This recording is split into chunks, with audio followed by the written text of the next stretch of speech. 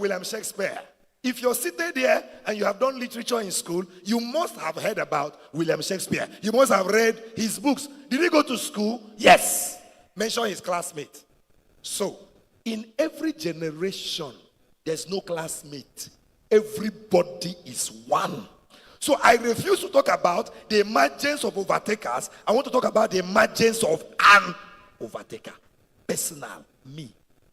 Others may not emerge, but I will emerge. Now, who is an overtaker? Number one, an overtaker is someone who is going in a particular direction. If you're not going anywhere, where are you overtaking to? So you must know, you must have a place you are going to. You must have where you are going.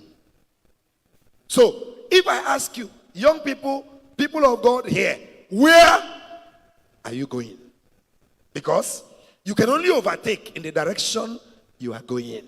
What is your direction in life? Number two, an overtaker is concerned with three things. I'm just giving you a little background and we'll enter into the message. An overtaker is concerned with three things. Number one, he has a goal. He has a goal. He has a goal. That's number one. Number two, he has a destination. Direction is not the same thing as destination. They're not the same. He has a destination. He has where he's heading to. Three, an overtaker is concerned with time because he doesn't have all the time. An overtaker is concerned with time. He knows that the time is not there. He has to move. He has to speed.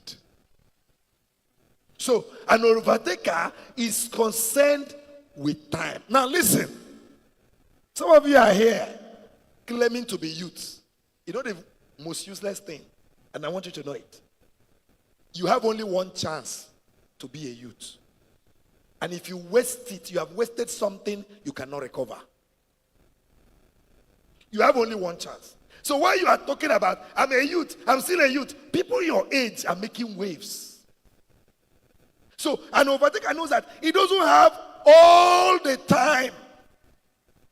He must use his time. Number three, an overtaker is not influenced by other people's direction or speed. No, he doesn't care. He doesn't care. If you want to crawl, you can crawl, but he doesn't want to know. He knows where he's going. If you want to play on the road, you can play. If you want to while away your time, you can while away your time. It doesn't concern an overtaker. He is not affected by others. Number three, the word overtaker comes from two words. What are they?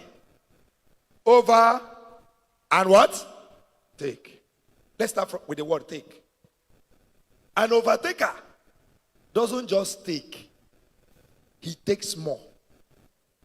He takes over the limit. Let me explain. Some of you have come here and you just came to take down the messages. An overtaker is not just interested in taking just one message. He takes much more than one message. The difference between ordinary people and extraordinary people is the extra. So the overtaker is not interested in stopping where others stop. He takes what others takes, but he takes more than others take. Number five, an overtaker makes use of hindrances. An overtaker makes use of hindrances. Amen. An overtaker makes use of hindrances. If you know about an aircraft, you will realize that an aircraft, the greatest problem an aircraft has to take off is the wind. But without the wind, it cannot take off. So an overtaker uses hindrances to his own advantage.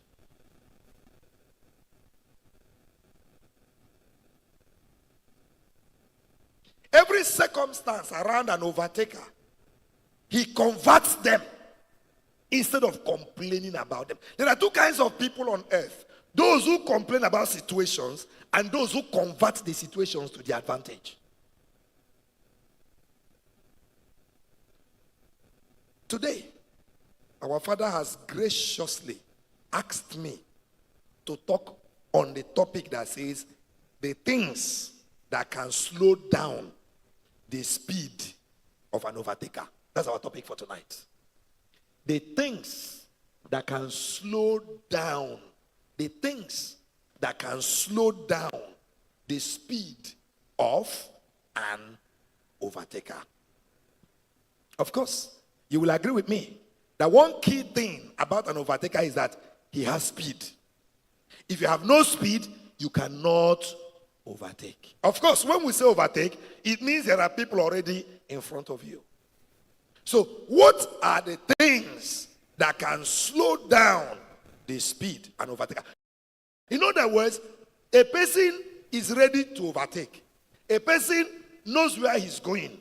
A person has a direction. A person has focus. A person has time expectations. But there are things that can stop that person. What are they? Acts chapter 9.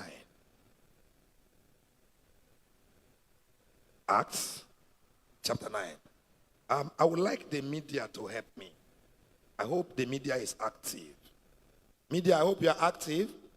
You're going to help me. All right.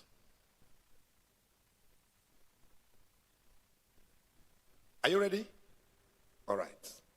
What's my topic tonight?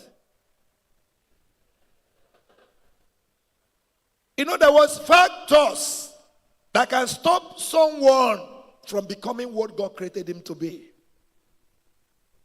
Factors, issues, the things. Now, what are these factors? Let's look at the scripture. And Saul, yet breathing out threatenings and slaughter against the disciples of the Lord, went unto the high priest. The first factor that will slow your speed as children of gospel ministers is when you are playing church. When you play church. When you think that God is blind. When you live a life that you don't believe in. When you are pretending to be what you are not.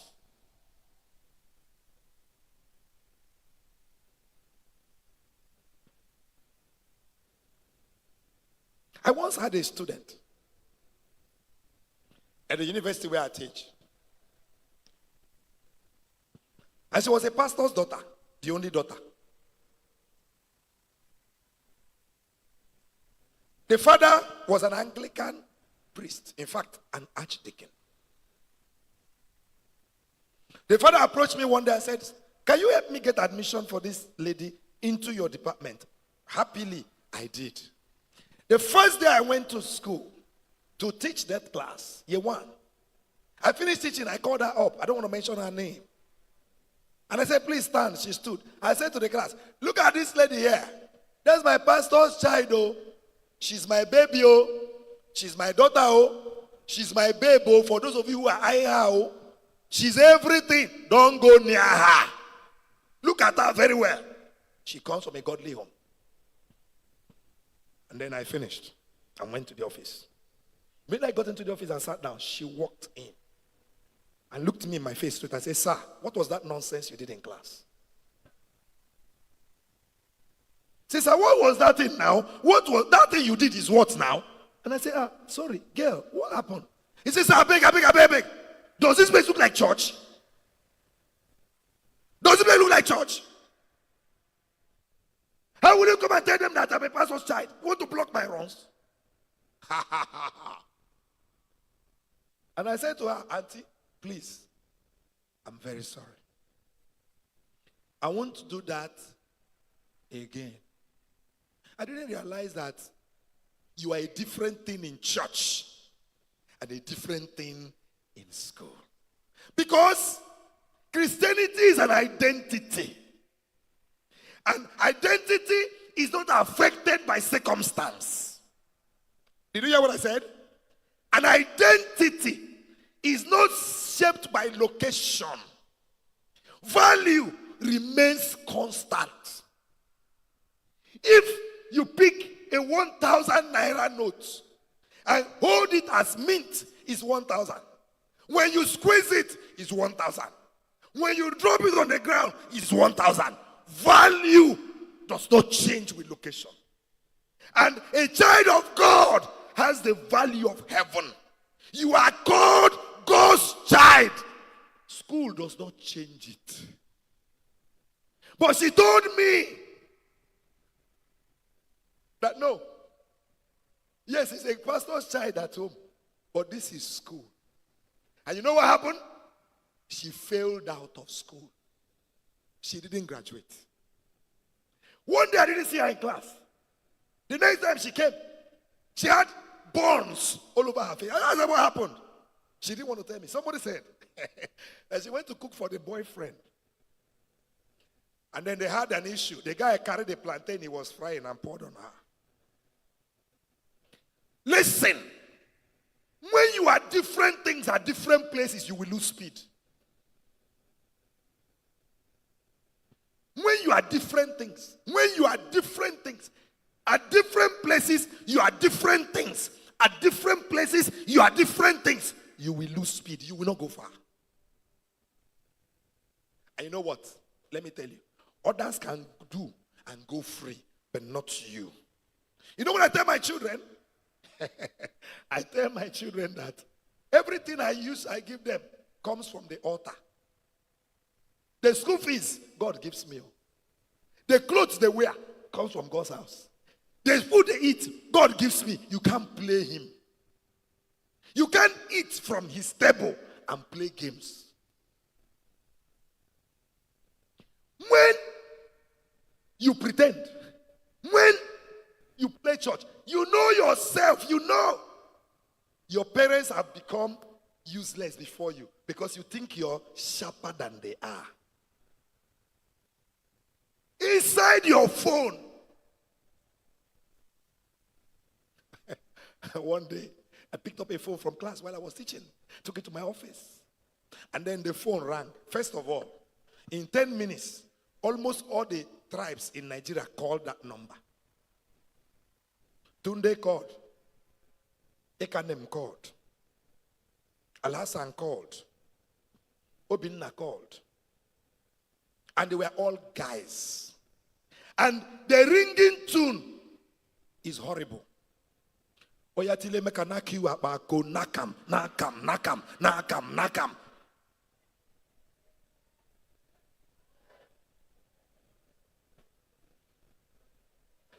And then, shortly, I texted the course rep. I said, I have a phone.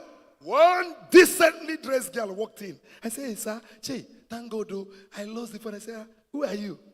He said, I'm a pastor's child. Listen. Listen. Listen. The time when you play games on God, because when you play games on praise, you play on God. When you play games, the time God would have used to give you speed, he will use it to forgive you. You are the one holding your speed. Because he will forgive you first. He will forgive you first. So the more you play games, the more you hold yourself down. Does a man use his hand to dig his own grave?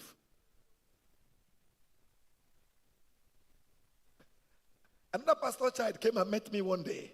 I don't want to mention her name too. Pastor's child from Redeem. The only daughter. The only child. The only child. Not the only daughter. The only child. She came to me and said, sir, my life is finished. I said, yeah, what happened to you? She told me a story that broke me. She told me that when she came to school, she saw it as freedom. Freedom. She saw it as freedom. Like Paul. Paul was persecuting the church, thinking he was doing the right thing. Listen, Every negative thing you allow the devil use you to do, you're fighting God. Because anything that goes wrong, it is God that will mention. So she said when she came to school, she felt university was her final freedom. So she came and got 3 friends, 3 female friends. And then she chose her friends. Who are her friends? Unbelievers. How on earth will your best friend be someone who does not fear God? How? As how now? As how now? How? So she got these 3 friends. And of course, she was 18, going to 19. She was a godly child. And then she started mixing. Listen to me. There is nothing like we are just friends. Every connection is an influence. Every connection is an influence. You can't relate with an unbeliever and say, I know they smoke, oh, they smoke. I know they follow man, they follow. I just did not lie. And can I tell you, influence is not sudden. Influence is cumulative. It will take time, but it will happen. So she got close to them. Then she told me that one day, they asked her they say we want to help you. They asked her a very stupid question. They say, if you marry now, you go be born. And she said, I don't know. They said to her, and you are 19 years. They say it's even getting late too. You need to do the test and check. And she said, please, what's the test? They said, okay, you need to allow your boyfriend sleep with you when you are ovulating. She didn't know anything. She said, no, I don't have a boyfriend and I can't do that. And they said to her, it's okay, no problem. But in case you change your mind, we can help you, can lend you our boyfriend.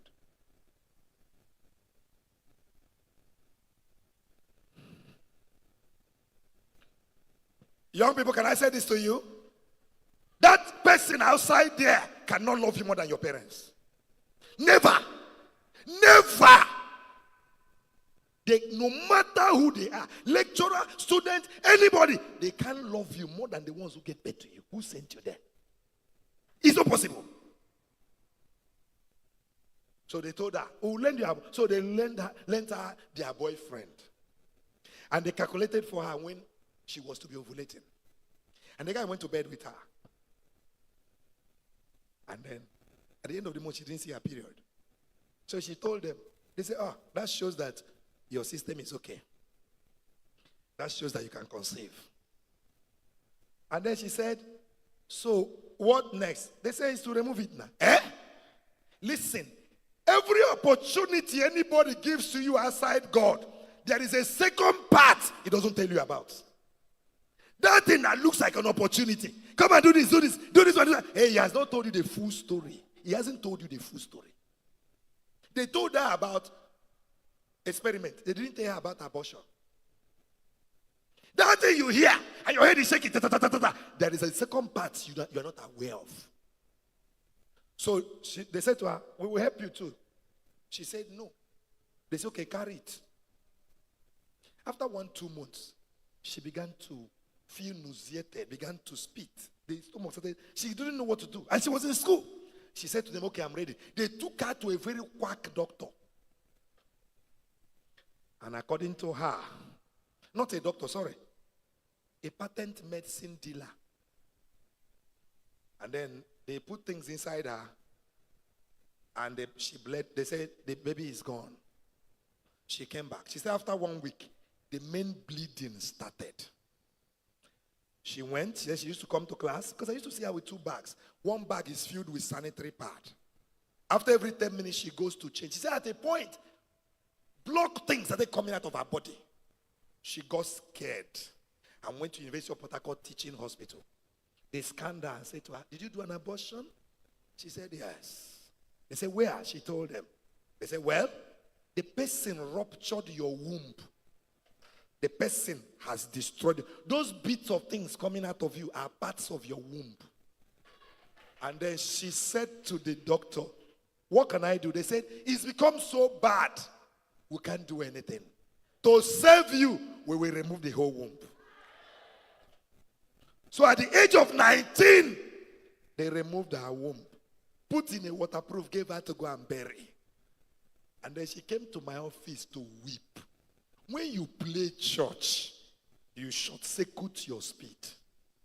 She was a pastor's only child, but she felt that her Christianity is based on location.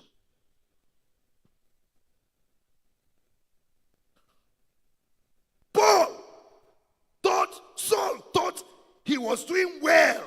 He was doing well. Don't play church. When you play church, you lose speed. Give me verse 3. Give me verse 3. The next factor. Give me verse 3. Give me verse 3. Quickly. Quickly, I don't have time. Give me verse 3. Media.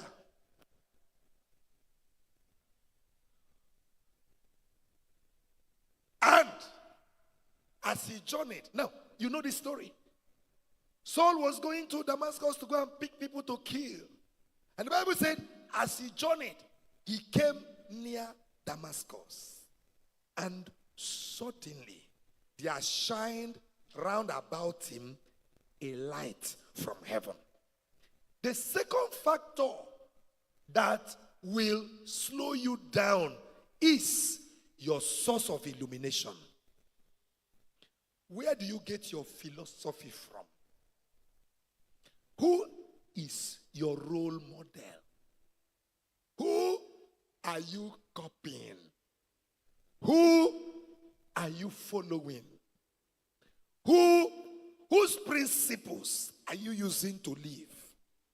How can you be a child of God, but the principles that guide your life are not from the Bible? The way you dress is not godly. It's not from the Bible. You fight with principles from the Bible. Before this time, Saul was persecuting the church. He was getting his illumination, his ideas about life, his philosophies from the wrong source. Who is your role model?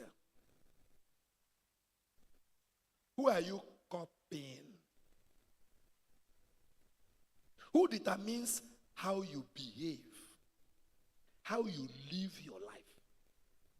Where are you getting your inspiration from? Some of you are seated there.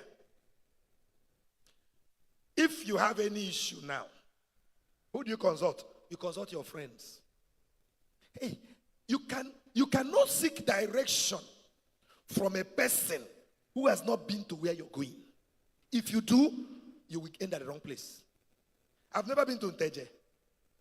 And then tomorrow morning, I'm standing at the junction, and somebody sees me and says, please, how do I get to 𝐒𝐕𝐄𝐂 local government? Me.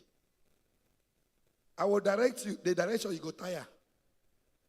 And me there, Sabi. Oga, I am not qualified to give you direction. Why? I have not been to where you are asking.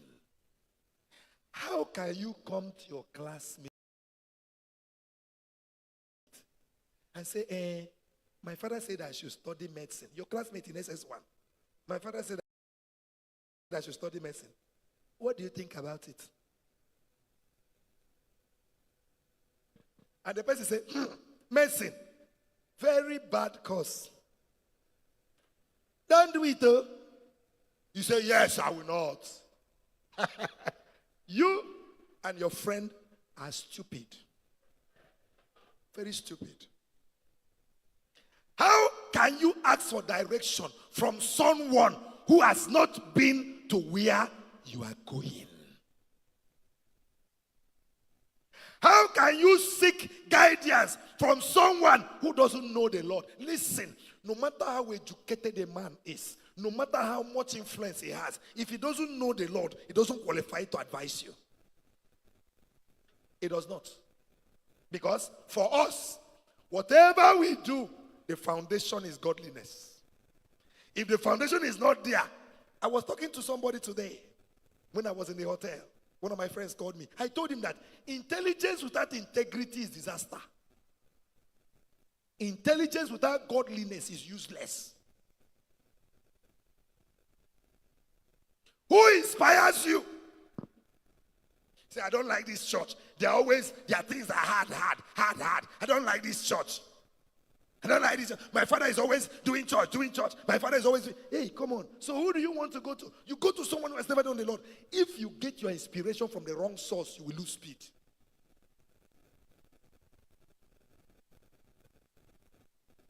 You go to an unbeliever, your friend, your classmate. Say, is it wrong for me as a girl to have a male bestie? Like just bestie. Just bestie. Just bestie. And then the person will say, nothing is wrong with it though. Yeah, you guys can just be bestie. Listen to me. That advice you get from the wrong source will get you to the wrong destination. You can't. And they say, don't tell my father, don't tell my daddy, don't tell anybody in the church. Where do you get your inspiration from? The things you do, the kind of